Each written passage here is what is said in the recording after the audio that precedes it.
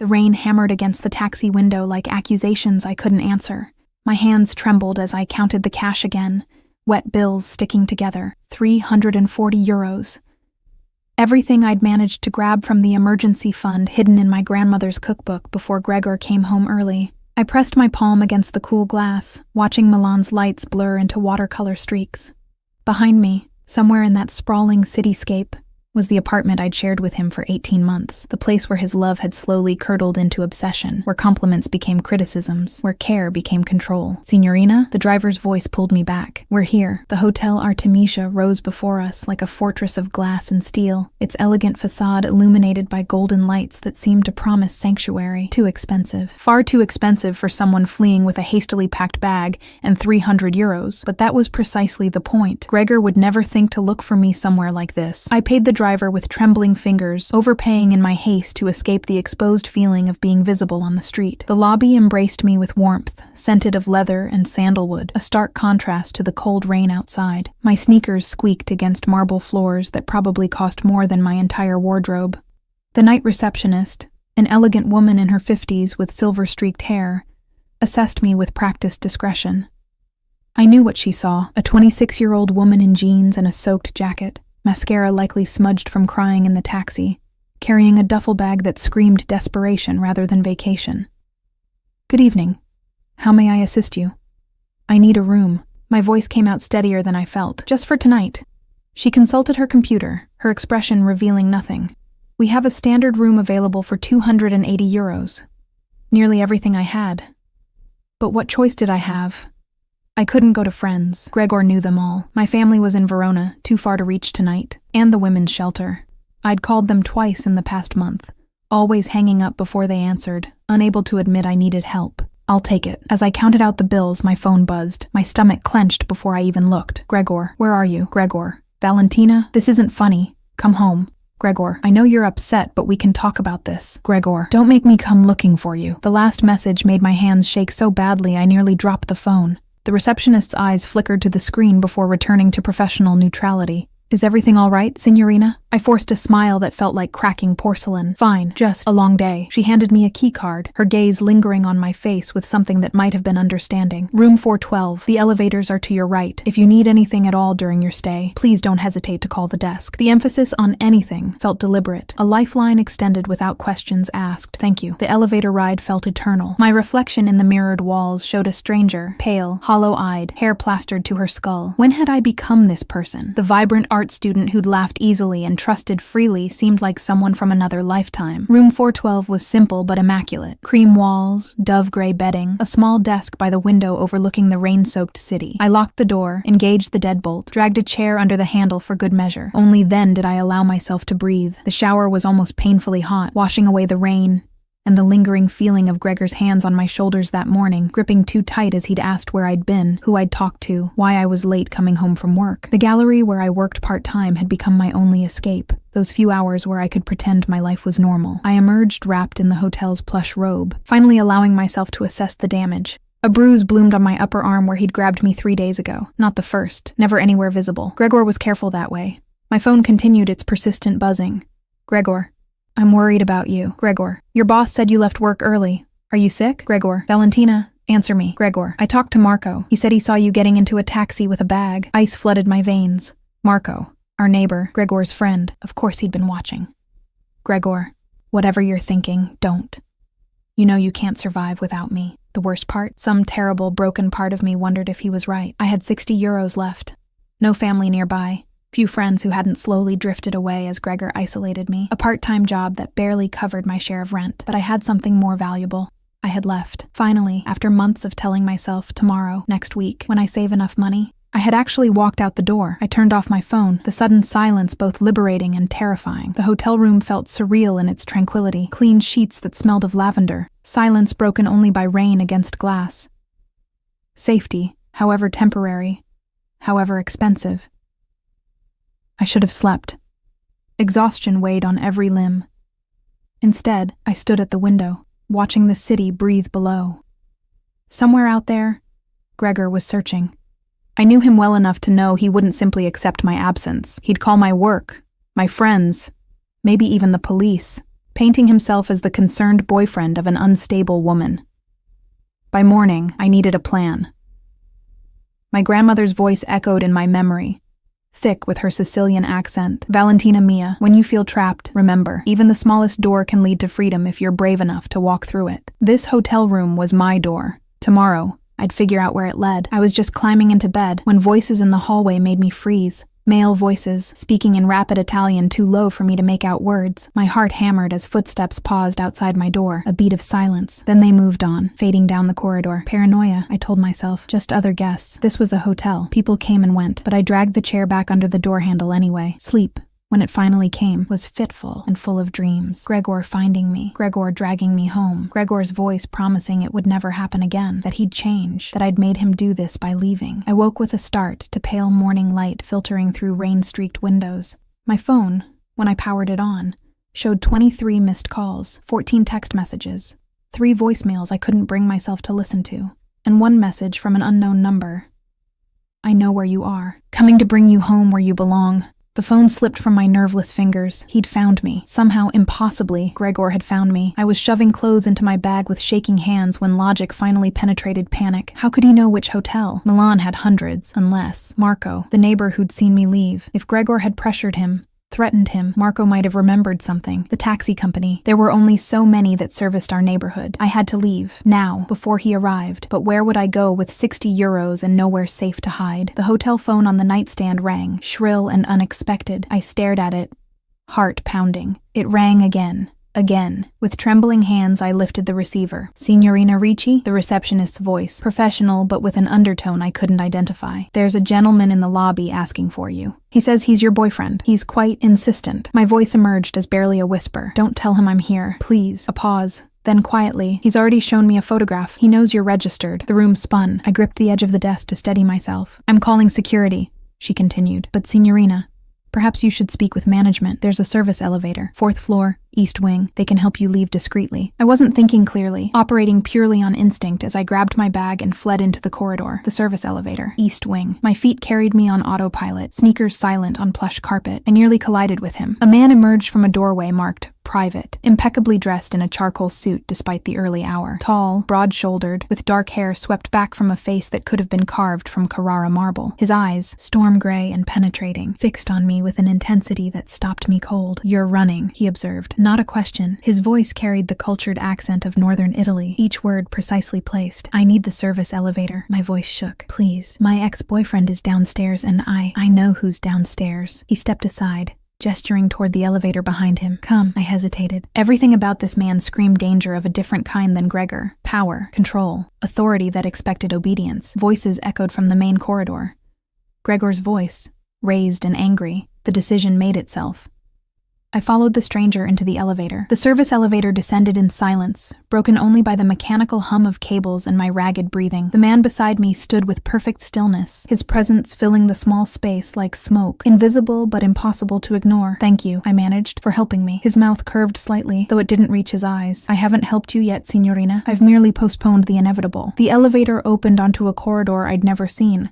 Clearly staff only judging by the industrial flooring and harsh fluorescent lights. He guided me with a hand at the small of my back, proprietary but not forceful, down the hallway to an unmarked door. The office beyond was unexpectedly elegant. Floor-to-ceiling windows overlooked Milan's morning skyline. Leather furniture arranged around a fireplace that crackled with real flames. Bookshelves lined one wall, filled with volumes in Italian, English, and what looked like Russian. Sit. He gestured to a chair near the fire. You're shaking. I hadn't noticed, but he was right. Adrenaline was giving way to shock, leaving me trembling like leaves in wind. He poured amber liquid from a crystal decanter, pressing the glass into my hands. Drink. It will help. I don't. It's 10 in the morning, I'm aware. The ghost of amusement touched his features. Think of it as medicinal. The whiskey burned going down, but warmth spread through my chest, steadying my hands. I studied him properly for the first time. Late 30s, with the bearing of someone accustomed to command. His suit was bespoke, his watch understated but undoubtedly expensive. Everything about him spoke of wealth and power. Who are you? I asked. Alessio Lombardi. He settled into the chair opposite mine, movements controlled and deliberate. I own this hotel. Understanding dawned. You're the manager's boss. That's why she called you. Sophia has worked for me for 15 years. She knows when to involve me in delicate situations. His gaze was steady, assessing. Your boyfriend is currently in my lobby, causing a scene. He's shown my staff a photograph. Claimed you're mentally unstable. Threatened to call the police if we don't give him your room number. Shame burned through me. I'm sorry. I didn't mean to bring trouble to your hotel. I'll leave. And go where? The question was mild but pointed. Do you have somewhere safe? I looked away, unable to meet those penetrating eyes. I'll figure something out. With 60 euros and a man who's already tracked you here? He leaned forward slightly. Valentina Ricci, 26, part-time gallery assistant, renting an apartment in the Isola district with Gregor Sokolov. No family in Milan. He paused. Am I missing anything? Blood drained from my face. How do you know all that? It's my business to know who stays in my hotel. His tone suggested this was entirely reasonable, especially when they arrive soaked and frightened in the middle of the night, paying cash for a room they clearly can't afford. That doesn't give you the right to investigate me. No, he agreed, but it gives me the information needed to help you. If you want my help. Why would you help a stranger? Something flickered in his eyes, gone too quickly to interpret. Let's say I don't appreciate men who terrorize women. Bad for business, bad for karma. The irony of his phrasing made me laugh, a sharp, brittle sound. Karma, that's your concern. Among others. He stood, moving to the window with his hands clasped behind his back. Your Gregor is persistent. My security has escorted him out twice. He's threatened legal action. Claimed you stole from him. Implied you're mentally ill. Creative. I'll give him that. He won't stop. The certainty settled over me like a shroud. He never does. He'll wait outside, follow me when I leave, or he'll... I couldn't finish the thought. Alessio turned, the morning light silhouetting his frame. What if you didn't leave? I can't afford another night. I barely afforded last night. I'm not speaking of payment. Alessio returned to his chair, settling with the careful grace of a predator. I'm proposing an arrangement. Warning bells clanged in my mind. I'd heard about arrangements before, whispered stories from other women about wealthy men who offered help that came with strings attached. What kind of arrangement? The hotel is hosting a series of private events over the next 3 weeks. Art exhibitions, charity auctions, corporate gatherings. I need someone who understands art, who can speak intelligently with guests, who won't be intimidated by wealth or status. His gaze held mine. You have a degree in art history from the University of Bologna. You've worked at Galleria Moderna for 2 years. You're exactly what I need. How do you know about my degree? I make it my business to know things. He waved away my concern as if it were smoke. The position includes accommodations here at the hotel, meals, and a salary of 2,000 euros per week. 3 weeks, 6,000 euros total. The amount staggered me. I made barely that much in 3 months at the gallery. Why so much? Because the work demands discretion, professionalism, and the ability to handle difficult personalities. You'll be representing my hotel to some of Milan's most influential people. He paused. And because you need enough money to truly disappear when this is over, if that's what you choose. The honesty disarmed me more than any sweet promises could have. What's the catch? The catch, he said, leaning back in his chair, is that you'll be visible. These events are photographed, covered by society pages. Your Gregor will know you're here. He'll see you thriving while he rages impotently outside. That's not a catch, I said slowly. That's bait. You want to use me to provoke him. I want to demonstrate that he has no power over you anymore. Alessio's voice carried an edge now, something cold and sharp beneath the cultured tone. Men like him trade on fear. They break spirits because broken things don't fight back. But you're not broken, are you, Valentina? I thought of the bruises.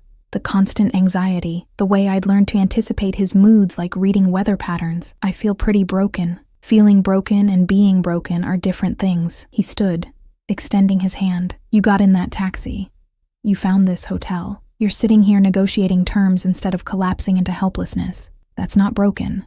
That's surviving. His words found cracks in my armor I didn't know existed. I stared at his outstretched hand, knowing this decision would change everything. Working for Alessio Lombardi meant staying visible, staying findable. It meant trusting a stranger who investigated his guests and spoke about karma while his eyes held secrets. But it also meant 3 weeks to plan, to save, to become someone Gregor couldn't recognize. I took his hand. His grip was firm, warm, sealing a bargain I didn't fully understand. Excellent.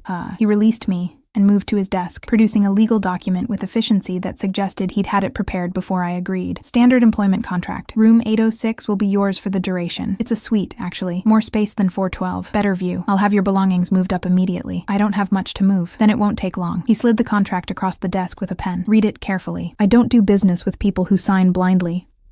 I scanned the dense legal language, surprised to find it straightforward. Employment terms, confidentiality clauses, termination conditions. Nothing predatory, nothing that set off alarms. The confidentiality clause, I noted. What exactly am I not supposed to discuss? Guest identities? Conversations you overhear? Business matters you might become aware of? Standard hospitality industry practice? His expression revealed nothing. My clients value their privacy. I signed, each letter of my name feeling like a small rebellion against Gregor's certainty that I'd come crawling back. When do I start? This evening, 6 o'clock. There's a private viewing in the gallery space on the second floor. Contemporary Italian artists. Very exclusive. I'll need you to circulate, engage guests in conversation about the pieces, make connections between potential buyers and the work. He consulted his watch, a gesture I was coming to recognize as habitual. That gives you 8 hours to rest, prepare, and familiarize yourself with the artists we're featuring. I'll need clothes. I glanced down at my jeans and wrinkled jacket. Something appropriate. There's a boutique on the ground floor. Tell them to put whatever you need on my account. He raised a hand before I could protest. Consider it a uniform expense. You can't represent the hotel in sneakers. The morning passed in a blur of surreal luxury. Room 806 was indeed a suite. Sitting room, bedroom, marble bathroom, with a tub large enough to swim in.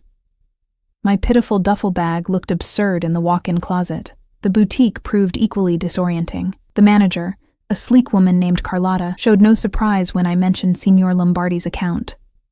She assembled outfits with ruthless efficiency, cocktail dresses in jewel tones, tailored slacks, silk blouses, heels that made my feet look elegant instead of clumsy. For the viewing tonight, she said, pulling out a midnight blue dress that shimmered like water, this with the Louboutins, understated but impactful. Signor Lombardi appreciates elegance over flash.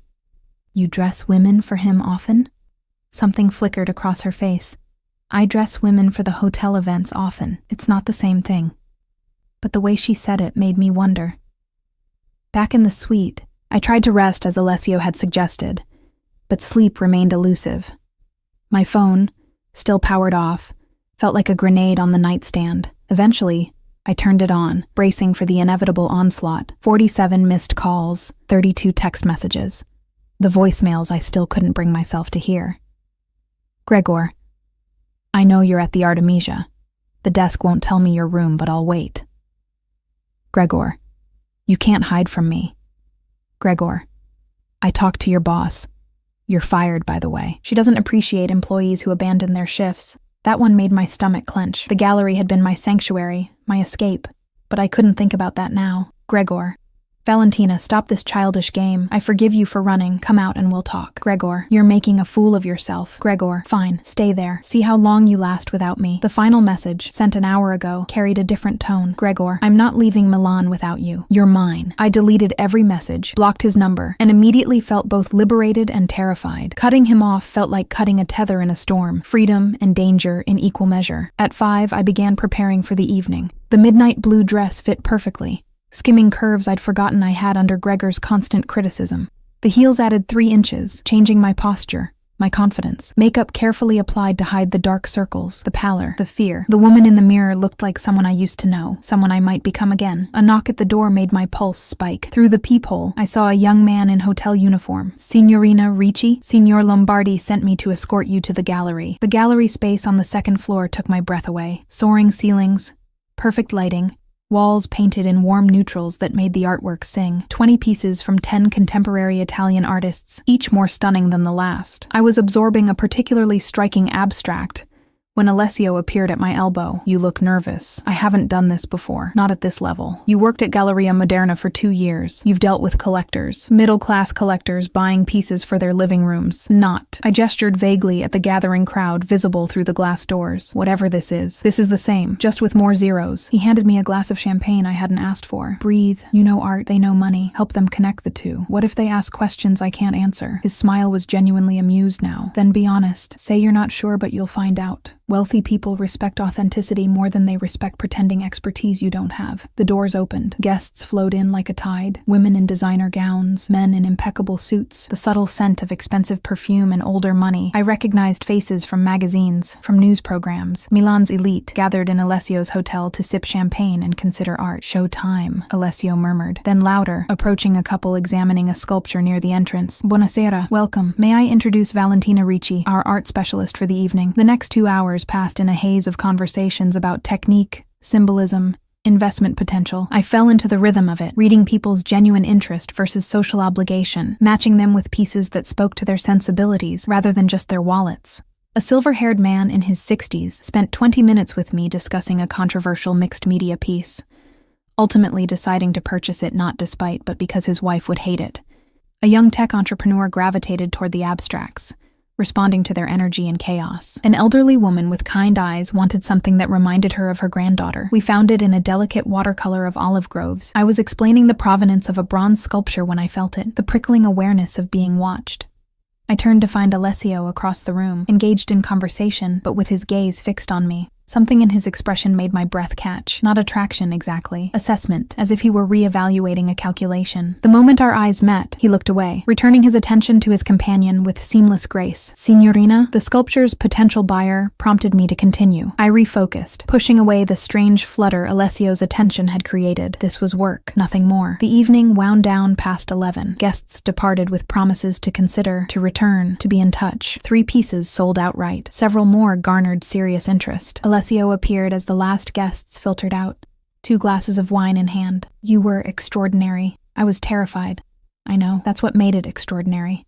He handed me a glass, gesturing toward a leather sofa positioned to view the remaining artwork. Tell me honestly, did you enjoy it? I sank into the sofa, slipping off the Louboutins with relief. Yes. God help me. Yes. I'd forgotten how much I love talking about art with people who actually care. Gregor didn't appreciate your passion for it. The question should have felt intrusive. Instead, it felt like he was offering me space to speak a truth I'd been carrying alone. Gregor thought art history was a waste of time, a hobby, not a career. He wanted me to study something practical, something that would make money.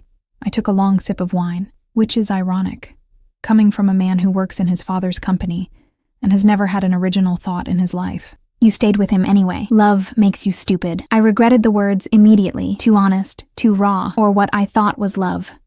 Alessio was quiet for a moment, swirling wine in his glass. Love doesn't make you stupid, Valentina. Fear does.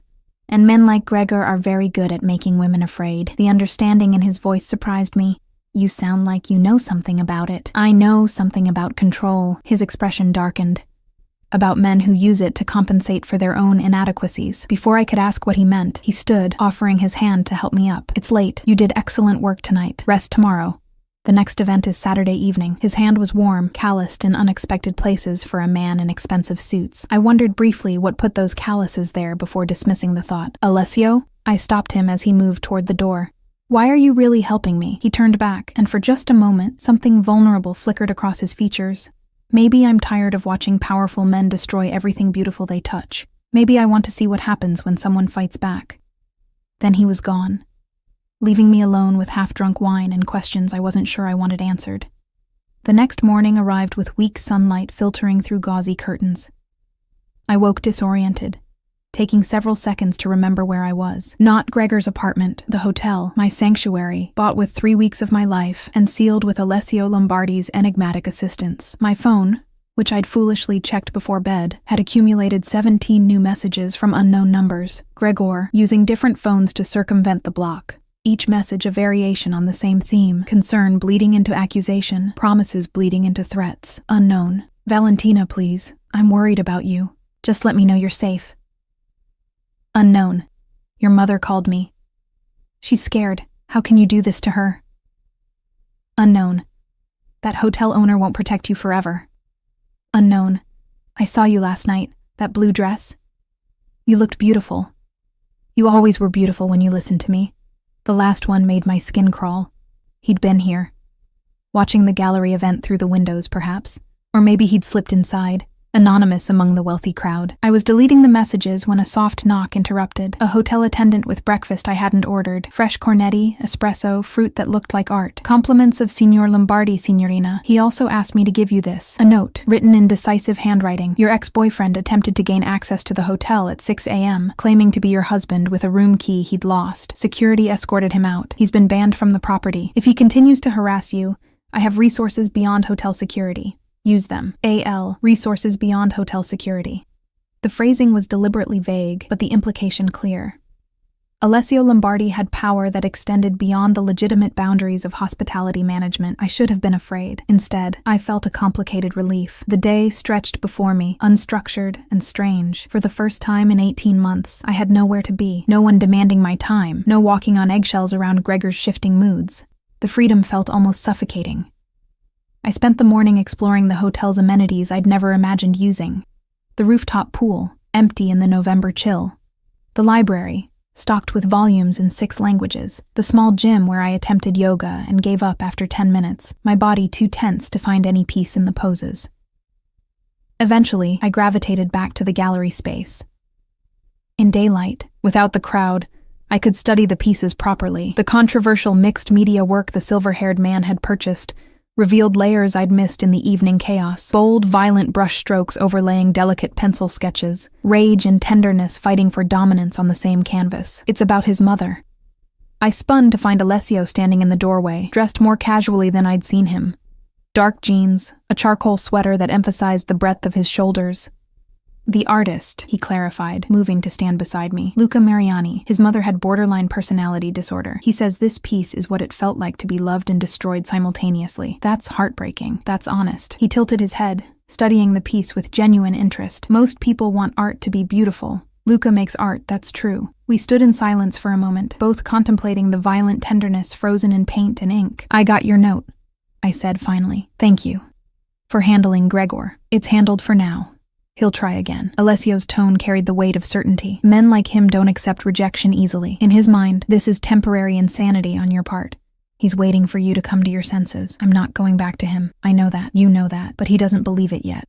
He turned to face me fully. Valentina, I need to ask you something, and I need you to be honest. Has he ever hit you? The directness of the question stole my breath. Not exactly. What does not exactly mean? I wrapped my arms around myself. Suddenly cold, despite the gallery's comfortable temperature. He pushes, grabs, leaves bruises sometimes, but always where they won't show. He says it's because he loves me too much, because I make him crazy when I won't listen. Alessio's expression hardened into something dangerous. Show me. What? The bruises. Show me. My instinct was to refuse, to keep this private shame hidden, but something in his voice, not prurient interest but cold, calculated fury, made me pull up the sleeve of my sweater. The bruise on my upper arm had faded from purple to a sickly yellow-green, 4 distinct marks where Gregor's fingers had dug in. Alessio studied it without touching, his jaw tight. How old? 5 days. Before you left. I nodded. He pulled out his phone, snapping several photographs before I could protest. Evidence, in case we need it. For what? For whatever comes next. He pocketed the phone, his expression unreadable. I need you to understand something, Valentina. The work I'm offering you, it's legitimate, but I can offer you protection that isn't. The kind that makes men like Gregor reconsider their priorities. What kind of protection? The kind you don't ask questions about. His gaze held mine. I have connections in this city. People who owe me favors. People who can make it very clear to your ex-boyfriend that continuing to pursue you would be inadvisable. You're talking about threatening him. I'm talking about educating him on the realities of the situation. I should have been horrified. Instead, I felt a dark satisfaction at the thought of Gregor being on the receiving end of fear for once. Is that what you do? I asked, beyond owning hotels. A slight smile. Entirely without humor. I do many things, Valentina. Some of them are even legal. The admission should have sent me running. Instead, it made a strange sense, the way hotel staff deferred to him beyond normal employee respect. The resources he mentioned casually. The overnight investigation into my background. Alessio Lombardi was more than a simple hotel owner, much more. And if I say yes to this, education, I asked carefully, then Gregor learns that you're under my protection, that pursuing you comes with consequences he won't enjoy. He paused. But Valentina, understand, once I involve myself in this way, it's not casual. You become my responsibility. I don't take that lightly. Your responsibility, like I'm a problem to be managed. His expression softened almost imperceptibly, like you're someone I've decided to help. There's a difference. Why? The question burst out before I could stop it. Why me? You don't know me.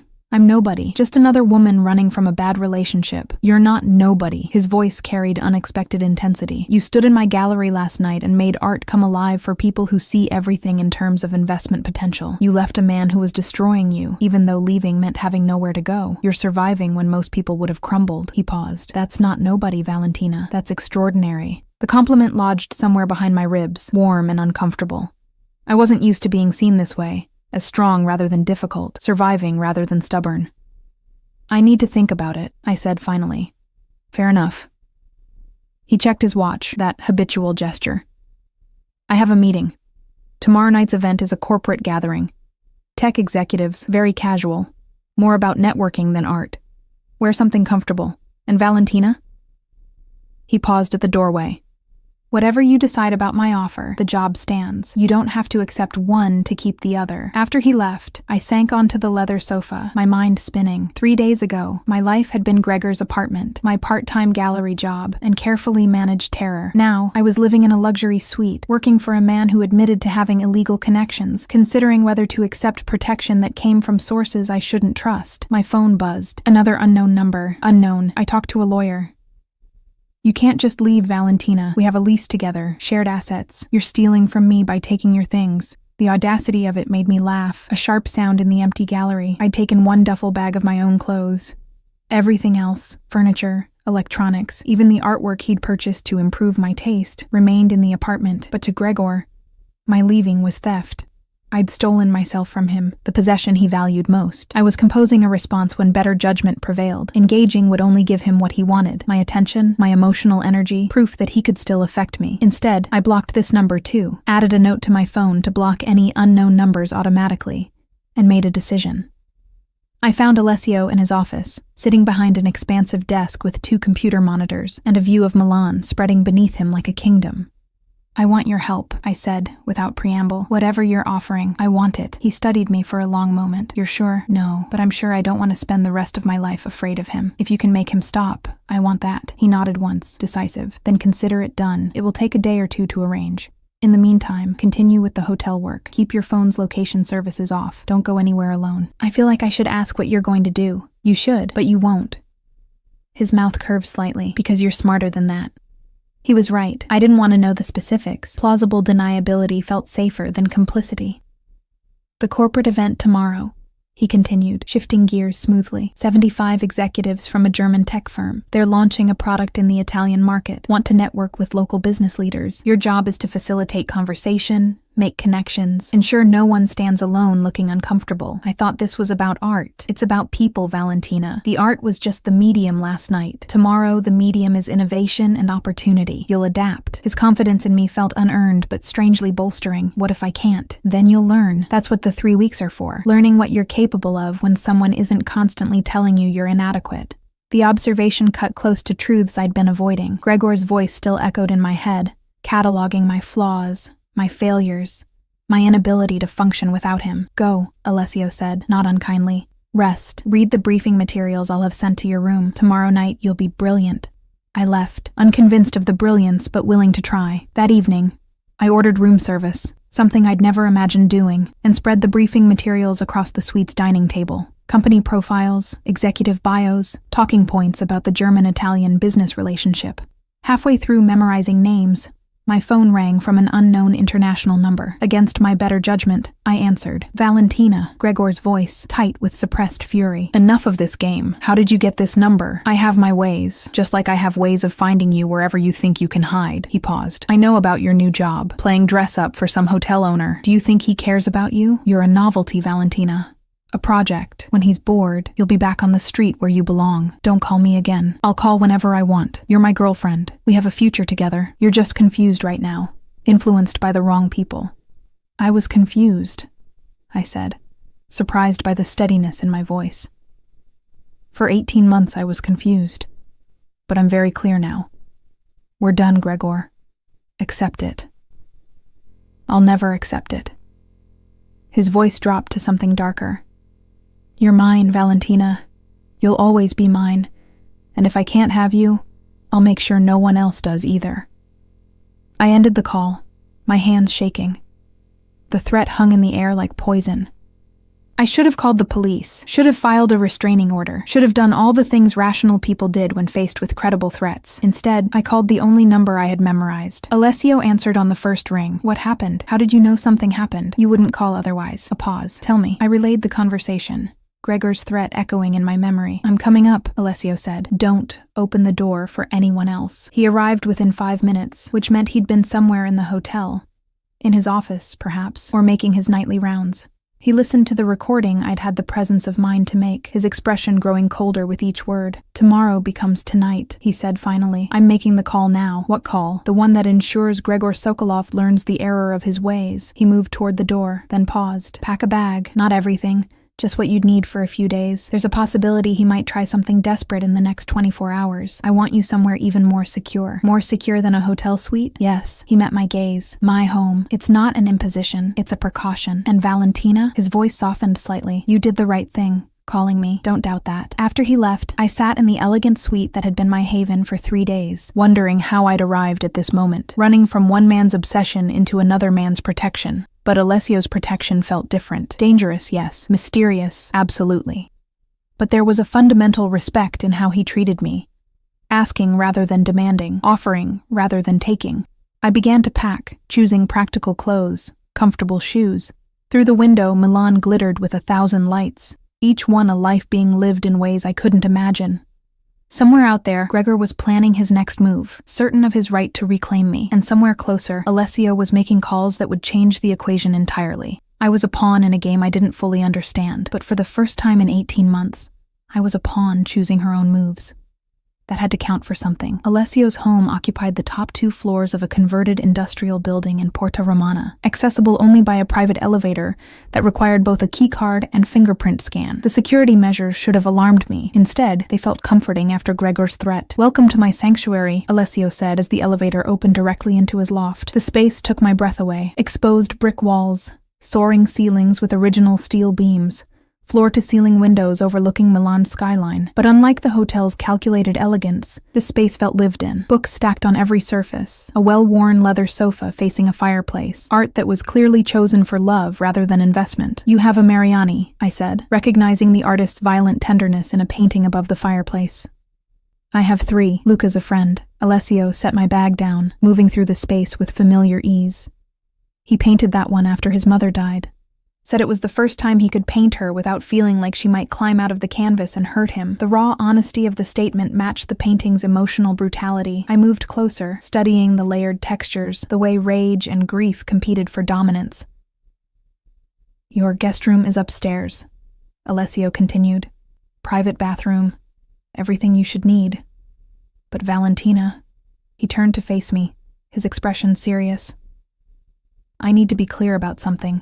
You're safe here, completely safe. My home has security that makes the hotel look like a playground. No one gets in without my knowledge. That includes me." "What do you mean?" "I mean there's a lock on the guest room door. Use it if you want. I won't be offended." His gaze held mine. "I'm not Gregor. I don't take what isn't freely offered." The clarification shouldn't have moved me, but it did. After 18 months of Gregor's possessiveness disguised as love, Alessio's respect for boundaries felt revolutionary. "Thank you," I managed. "Don't thank me yet. You might change your mind when you meet my cat." As if summoned, a massive gray tabby materialized from behind the sofa, regarding me with the disdain only felines can truly master. "That's Dante.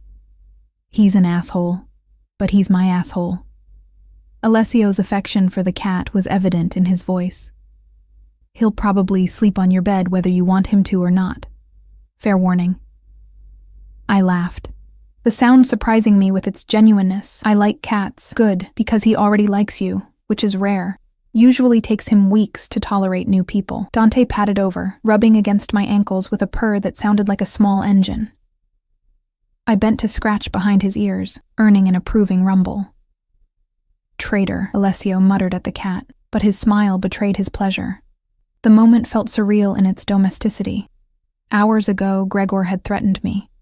Now I was scratching a cat's ears in a stranger's loft, feeling safer than I had in months. "I should show you the rest of the space before Dante decides you belong to him entirely." Alessio gestured toward the floating staircase that led to the upper level. The guest room was as thoughtfully designed as the rest of the loft, minimalist but comfortable, with its own sitting area and a bathroom that rivaled the hotel suites. A wall of bookshelves held an eclectic collection, philosophy next to pulp fiction, art theory beside science fiction. "I never know what I'll want to read," Alessio explained, catching my surprised examination. "So I just collect everything. There must be thousands of books here. 3,247 last count, though I've acquired a few dozen since then." He moved to the window, gazing out at the city. "Reading is escape, I suppose. A way to live lives that aren't complicated by my own choices." The admission felt unexpectedly personal. I joined him at the window, watching Milan pulse with evening life far below. "Can I ask you something?" I said quietly. You can ask. I may not answer. The hotel. Is that your only business? He was silent for a long moment. When he spoke, his voice carried careful precision. I own several properties throughout Milan. Hotels, restaurants, a few nightclubs. All legitimate, all profitable. But I also facilitate certain transactions, connections between people who need things and people who can provide them. Legal things, sometimes. He turned to face me. I exist in gray areas, Valentina. I'm not a saint, but I'm not a monster either. The help I'm offering Gregor, it's not about violence. It's about making him understand that the cost of pursuing you exceeds any possible benefit. How? Through information. His smile was cold. Gregor works for his father's import business, yes? There are aspects of that business that wouldn't survive close scrutiny. Tax irregularities, customs violations, nothing catastrophic but enough to be inconvenient. He'll receive evidence that continuing to harass you means that evidence reaches the appropriate authorities. You're blackmailing him. I'm educating him on consequences.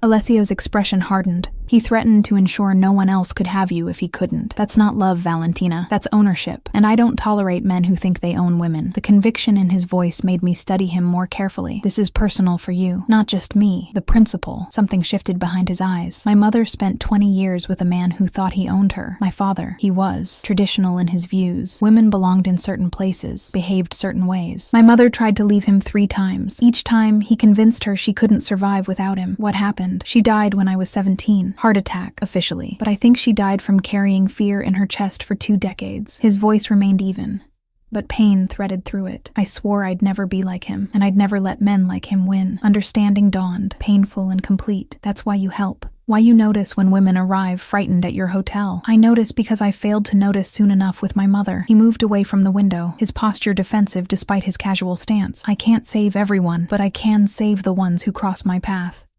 I'm not asking to be saved. I know, that's why I'm helping you. His gaze met mine. You're saving yourself. I'm just providing resources. The distinction mattered more than I could articulate. I wasn't a damsel requiring rescue. I was a woman who'd made the hardest choice and needed support to see it through. So what happens now? I asked. Now you stay here where you're safe. The corporate event tomorrow proceeds as planned. You'll return to the hotel for it, with security present. Gregor receives his education tomorrow afternoon. By tomorrow night, he'll understand that continuing this pursuit is career suicide, and if he doesn't care about his career, then we move to more persuasive measures. Alessio's voice carried an edge that reminded me exactly who I was dealing with. But he will care, Valentina. Men like Gregor are fundamentally selfish. When the cost becomes personal, they fold. I wanted to believe him, but I'd underestimated Gregor's obsession before. Try to rest, Alessio said, moving toward the door. I have some calls to make.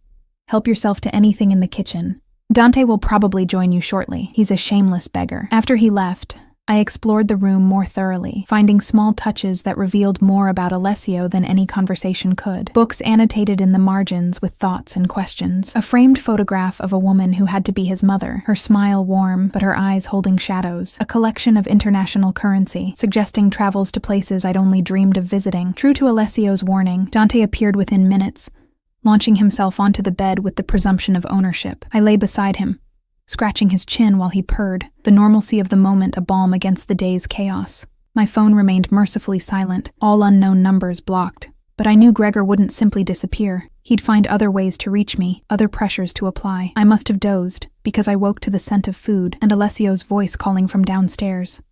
Valentina, are you hungry? I descended the floating staircase to find him in the open kitchen, stirring something that smelled like heaven. He'd changed into jeans and a simple black t-shirt, looking younger and more approachable than in his usual suits. I don't cook often, he admitted, but I make an excellent aglio e olio, comfort food. We ate at his massive dining table, Dante supervising from a nearby chair. Conversation flowed easier than I expected. Art, books, the ridiculous politics of Milan's social scene. Alessio was cultured without being pretentious, well-read without being condescending.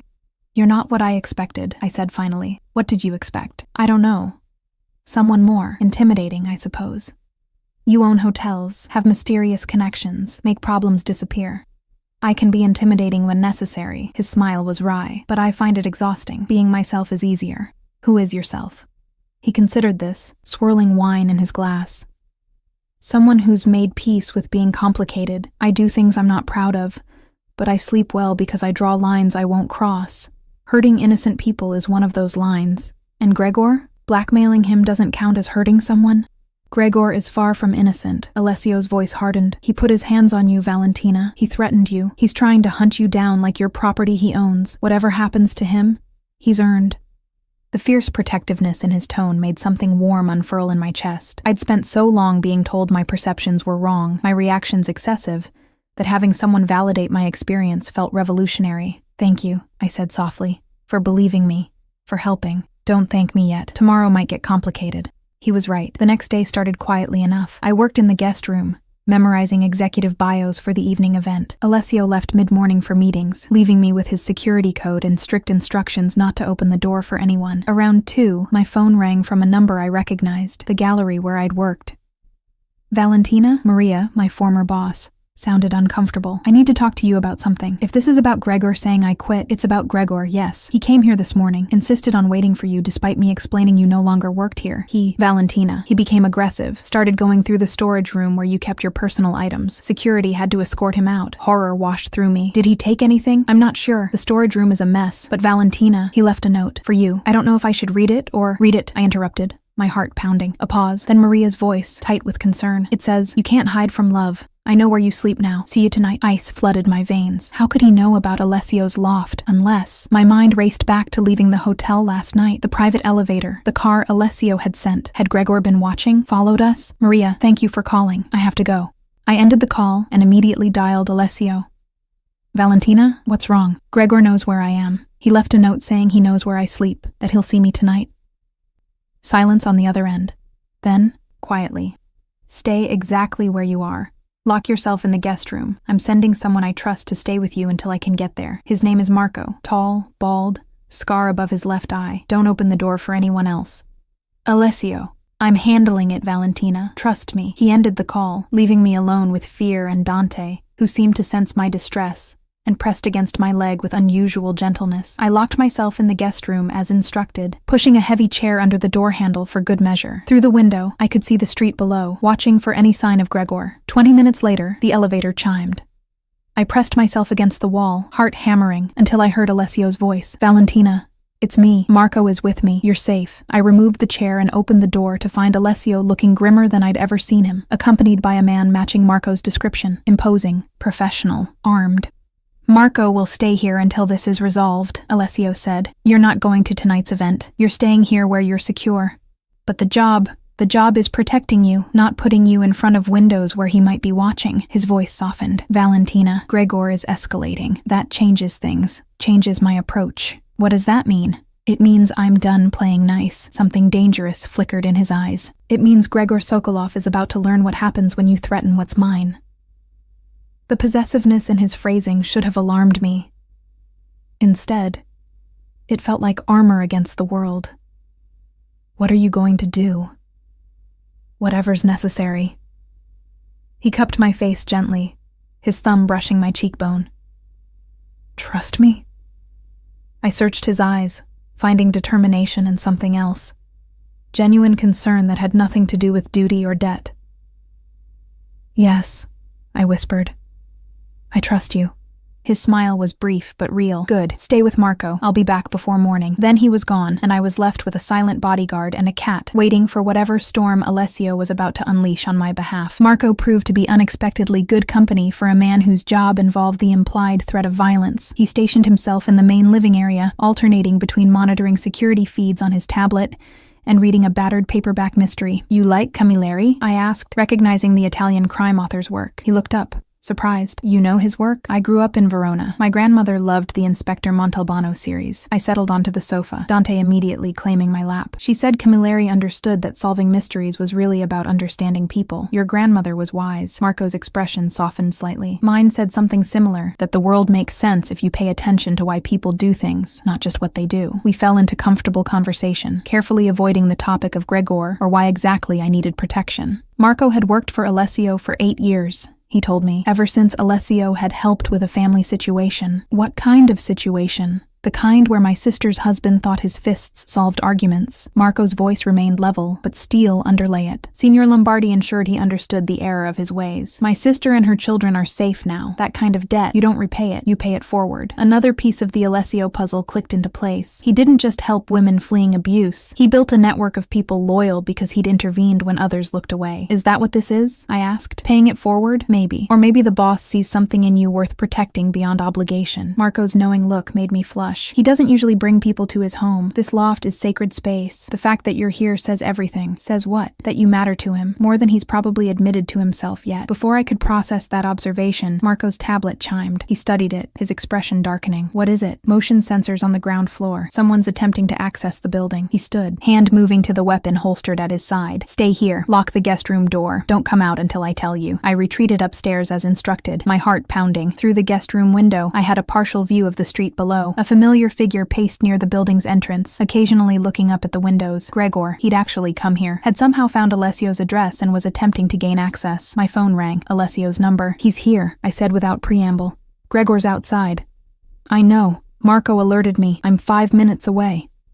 His voice carried cold fury. Valentina, listen carefully. He can't get inside. The building's security is military grade, but if he sees you in the window, he'll know he's in the right place. Stay away from the glass. I stepped back into shadow, still watching Gregor's agitated movements below. What are you going to do when you get here? Have a conversation he won't forget. Alessio paused. I need to ask you something. When you left him, did you take any documents? Papers with your name, his name, anything connecting you officially? Just my passport and birth certificate. Why? Because Gregor has been telling people you're engaged, that you have joint accounts, shared property, creating a paper trail that suggests you can't simply leave. His voice tightened. He's building a case for why he has rights to you. The manipulation was so characteristic of Gregor that I almost laughed. We never had joint accounts, never shared property beyond the lease on the apartment. Good. That makes this easier. The evidence I was going to use against him. I'm accelerating the timeline. Tonight, he receives everything. Tax evasion documentation, customs violations, proof that his father's company is built on fraud, along with a very clear message. Leave you alone, or it all goes to the authorities. And if he doesn't believe you'll actually do it, then I'll do it and explain that was his warning. No hesitation, no doubt. I don't bluff, Valentina. Neither does he, apparently. So we're about to discover who wants this more, his obsession with possessing you, or his freedom. Through the window, I watched a sleek black car pull up to the curb.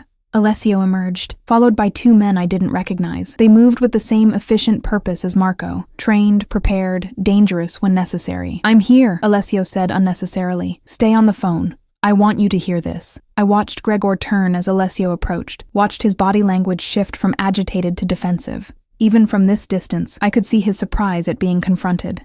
Gregor Sokolov. Alessio's voice came through the phone, calm and controlled.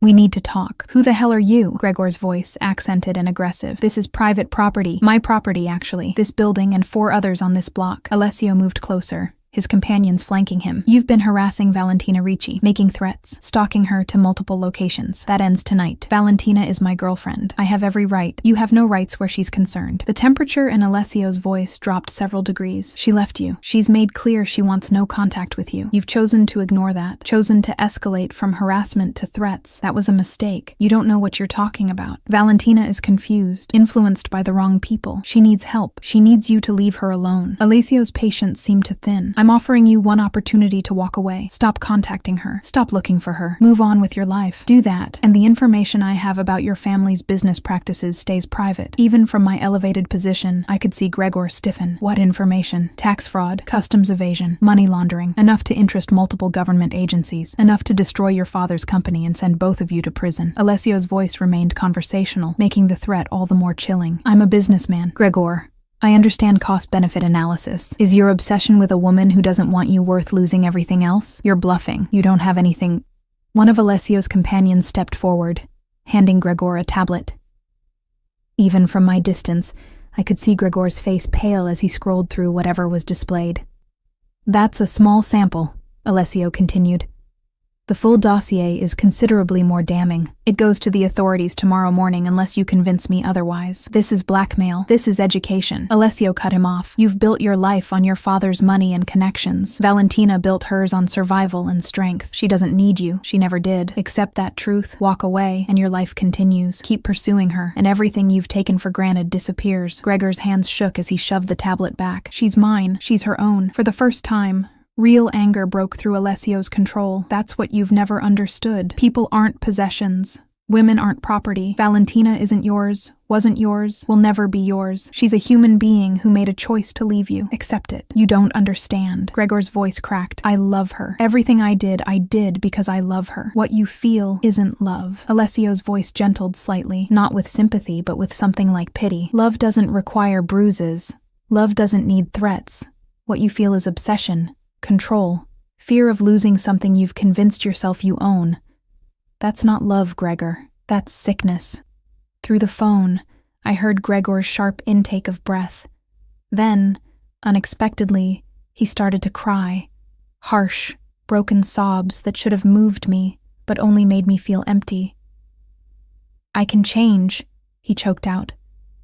If she just comes back, I can prove I can change. She doesn't want you to change. She wants you to leave her alone. Alessio's voice remained implacable. You have 24 hours to make your decision. Leave Milan. Leave Valentina alone. And your secrets stay secret. Or stay and face the consequences. How do I know you'll keep your word? Because unlike you, I don't break promises to women. Alessio turned to leave, his companions falling into step. 24 hours, Gregor. Choose wisely. I watched them return to the car. Watched Gregor slump against the building's wall. Watched him finally look defeated. Alessio's voice came through the phone, quieter now. Are you all right? I don't know. My hands trembled. Is it really over? It's over if he chooses to make it over. Come downstairs. Let's talk properly. I found him in the main living area, Marco having discreetly retreated to give us privacy. Alessio had removed his jacket, loosened his tie, the facade of control cracking slightly around the edges. I couldn't find words adequate to what I'd witnessed. You didn't threaten him with violence. Violence would have made him a martyr in his own story, a victim of the cruel world keeping him from his love. Alessio poured himself a drink, offered me one. I declined. Taking away his money, his status, his father's business, that threatens the things he values most, himself and his comfort. You really do understand men like him. I've made it my business to understand them. He settled onto the sofa, exhaustion evident in the way he slumped slightly. My father was one, controlling my mother through money, through social position, through the threat of what losing him would mean. I watched her shrink to fit his expectations until there was nothing left of who she'd been. She stayed for you? She stayed because she believed she had no choice. By the time I was old enough to offer her one, it was too late. She'd forgotten how to imagine anything different. His gaze found mine. That's why I won't let Gregor make you forget. You're not who he tried to convince you to be. You're who you choose to become. The words landed with unexpected weight. For 18 months, I'd been whoever Gregor needed me to be. Quieter, smaller, more compliant. Rediscovering who I actually was felt simultaneously liberating and terrifying. What if I don't know who that is anymore? Then you have 3 weeks to find out. Alessio's smile was gentle. While working for me, living here, being safe, no pressure beyond showing up and being yourself. And if being myself isn't very interesting, his laugh was genuine, warm. Valentina, you walked into my hotel soaked and terrified, yet made it 3 hours before I even knew you were there. You've worked 2 events and made art come alive for people who see everything as transactions. You're learning German technical specifications for tomorrow because you refuse to appear unprepared. You're many things, but uninteresting isn't one of them. The compliment settled somewhere behind my ribs, warm and uncomfortable. I wasn't used to being seen as capable rather than difficult. Thank you, I said quietly. For tonight. For understanding what would actually work against him. For not making me feel weak for needing help. You're not weak, Valentina. You're strategic. There's a difference. He stood, stretching. Get some rest. Tomorrow's event starts at 7. Marco will stay in the guest room downstairs if you need anything. And Valentina? He paused at the base of the stairs. You're safe here. Truly safe. Let yourself believe that. After he left, I remained on the sofa, Dante purring in my lap, Milan glittering beyond the windows. For the first time in months, the fear that had lived in my chest eased slightly. Gregor had looked defeated, broken even. I waited to feel guilty about that, waited for some vestige of the love I'd once felt for him to stir into regret. But all I felt was relief. And maybe, just maybe, the first fragile shoots of hope that life could be different than what I'd resigned myself to accepting. 3 weeks passed in a blur of hotel events, late-night conversations in Alessio's loft, and mornings where I woke without dread for the first time in years. Gregor had left Milan the day after Alessio's ultimatum, according to Marco's discreet surveillance. No final message, no grand gesture, just absence where obsession had been. The relief should have felt complete. Instead, I found myself waiting for the other shoe to drop.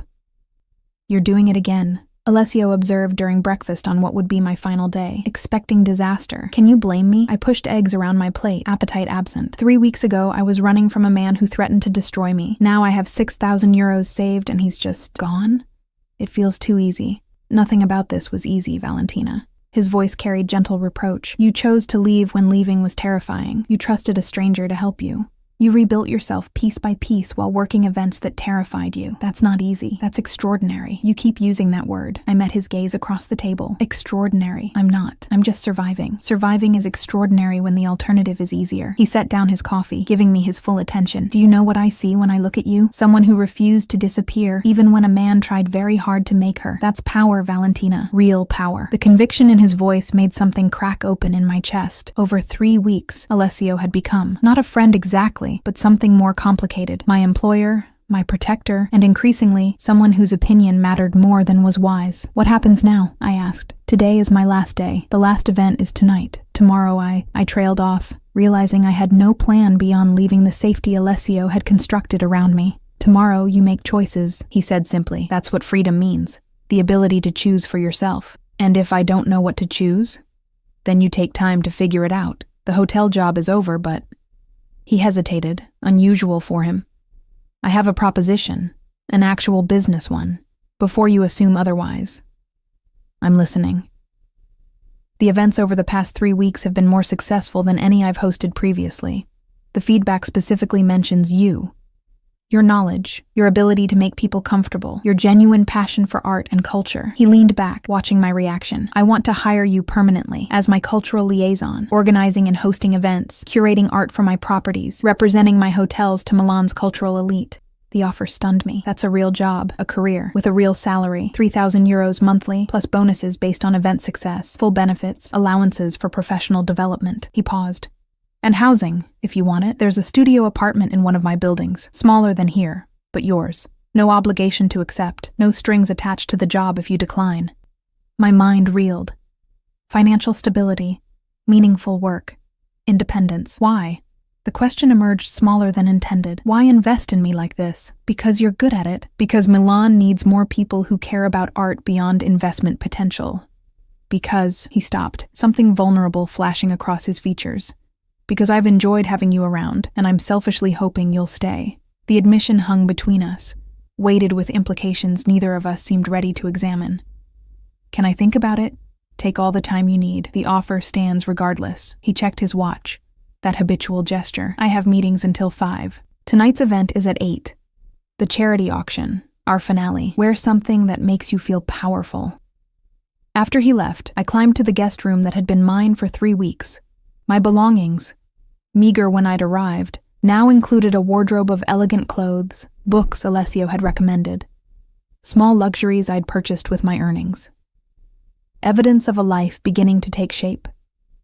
I pulled out the midnight blue dress from my first event, the one I'd worn when Gregor had watched from outside. Wearing it tonight felt symbolic somehow, proof that he no longer had the power to make me afraid of being seen. My phone, which had been blissfully quiet since Gregor's departure, vibrated with a message from an unknown number. My stomach clenched before I even looked. Unknown. 3 weeks is a long time to think about mistakes. I've had time to think about mine too. Can we talk? Just once.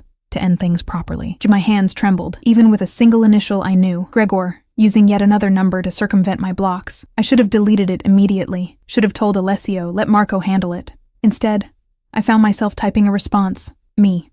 How did you get this number? Unknown. Does it matter? I'm not trying to scare you, Val. I just want closure. 10 minutes. The cafe where we had our first date. Tomorrow, 2 p.m. I promise I'll leave you alone after. The nickname.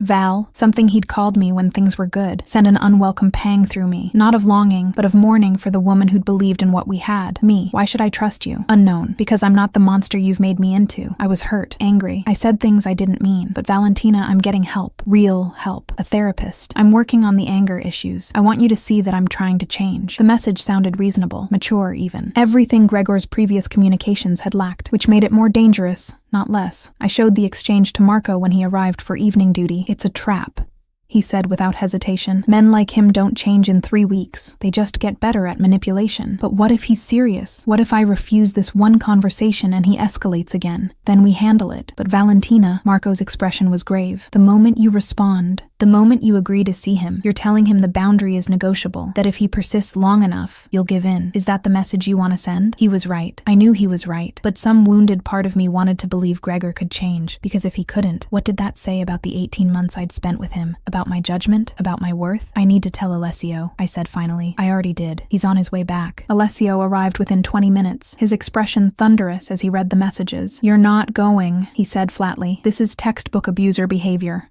Apologize. Promise change, create situation where he controls the encounter. It's a trap, Valentina. I know that intellectually, but emotionally, I struggled to articulate the tangle of feelings. I need to know I'm making the right choice, that I'm not running from someone who could actually change. People can change, Alessio said, his voice softening slightly, but not in 3 weeks, not without real consequences forcing them to confront themselves. Gregor faced consequences. Losing you, losing his comfortable life in Milan. But he hasn't faced himself. This isn't change, it's strategy. Then let me call his bluff. I'll meet him in a public place with security nearby. 10 minutes, like he asked. If he's really changed, he'll accept my boundaries.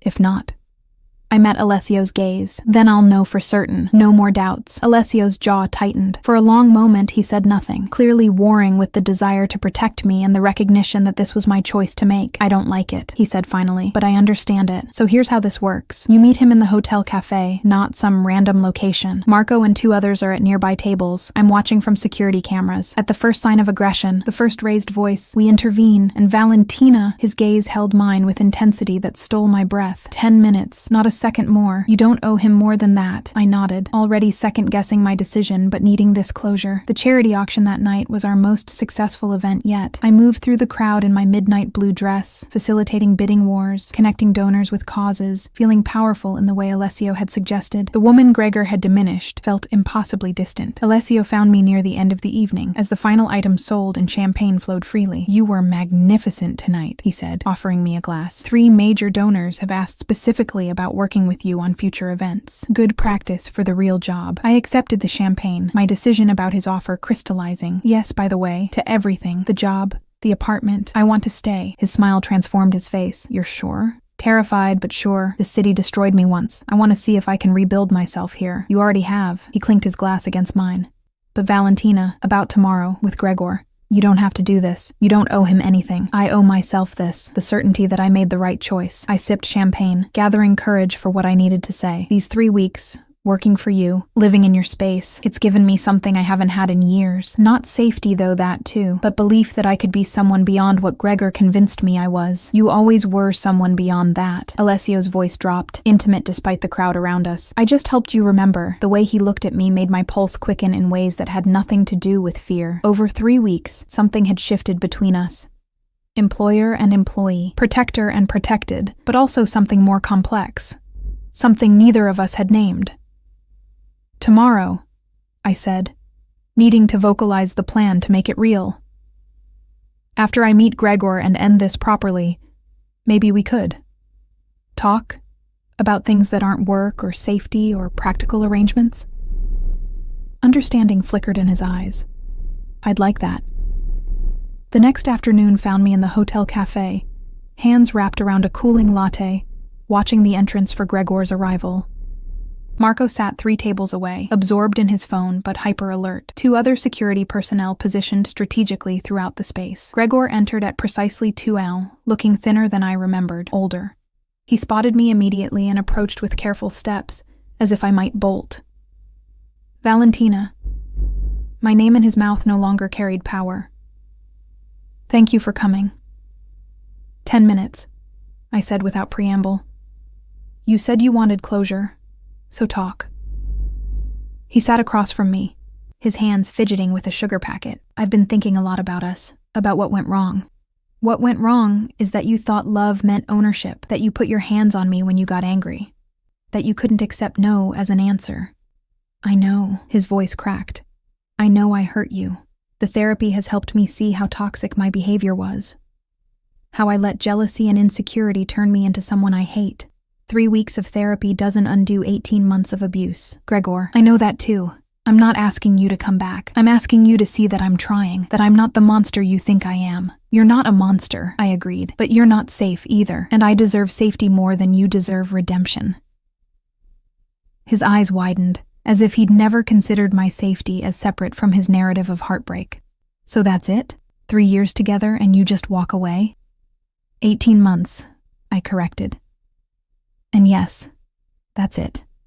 I'm walking away because staying would destroy me, because love shouldn't hurt, because I finally realized I'm worth more than the version of myself you needed me to be. That Lombardi guy, he did this to you, convinced you you're too good for me. Alessio didn't convince me of anything. He just created space for me to remember what I already knew. Gregor's expression darkened, familiar anger flashing across his features. You're sleeping with him. That's what this is about. What this is about, I said, standing, is that I don't owe you explanations about my life. 10 minutes is up, Gregor. Don't contact me again. Valentina. He stood too, reaching for my arm. Marco was there before his fingers made contact, a wall of muscle between us. The lady said you're done, Marco said quietly. Time to leave. For a moment, I saw Gregor calculate, fight or flight, scene or surrender. Then his shoulders slumped, defeat written across every line of his body. I really am trying to change, he said, voice small. I hope you believe that. I hope you succeed, I replied, meaning it. For your sake and for whoever comes after me. But I won't be collateral damage in your journey to becoming better.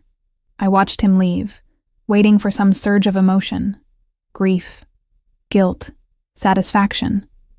Instead, I felt only quiet certainty that I'd made the right choice. Alessio appeared at my elbow, having materialized from wherever he'd been monitoring. How do you feel? Free, I said, surprising myself with the truth of it. I needed to see him one more time to know for certain. Now I know. Whatever we had, whatever I thought we had, it's over. Good. He offered his arm. Come on, I have something to show you. He led me to the hotel's rooftop garden, currently empty in the November chill. Milan spread beneath us, a tapestry of ancient and modern, beauty and chaos. I come here when I need perspective, Alessio said. When the weight of everything I've built feels too heavy. The city reminds me there are things bigger than my problems. It's beautiful, I breathed. It is. But he was looking at me, not the view. Valentina, I need to say something, and I need you to know there's no pressure behind it. Your job is yours regardless. Your apartment is yours regardless. But these 3 weeks, having you in my space, in my life, it's reminded me what I've been missing. Not just companionship, but partnership. Someone who challenges me, who isn't intimidated by the complicated parts of who I am. He turned to face me fully. I'm not Gregor. I won't cage you or diminish you, but I would very much like the chance to know you beyond employer and employee, if that's something you might want too. My heart hammered against my ribs. I don't know if I'm ready for another relationship. I'm barely finding myself again. Then we take time. We build friendship first. We let whatever this is develop naturally instead of forcing it. His smile was gentle. I'm a patient man, Valentina, and you're worth waiting for. The honesty of it, the lack of pressure or expectation, made my eyes sting with unexpected tears. I'd like that, I whispered. Time, friendship, see where it goes. Then we have a deal. He extended his hand in an echo of our first agreement 3 weeks ago. I took it, this time knowing exactly what I was choosing. Not safety at any cost, not protection that came with strings, but partnership with someone who saw my worth and wanted to help me see it too. 3 weeks ago, I'd fled to a hotel to hide from a man who claimed to love me. Tonight I stood on a rooftop with a man who'd helped me remember how to love myself. The difference was everything. Did you like the story? Then hit that like button now. Comment below what you thought. I read them all, and share it with that friend who loves a good story. Here at Emma Romance Library, there's a new story every day. Don't miss it. See you soon.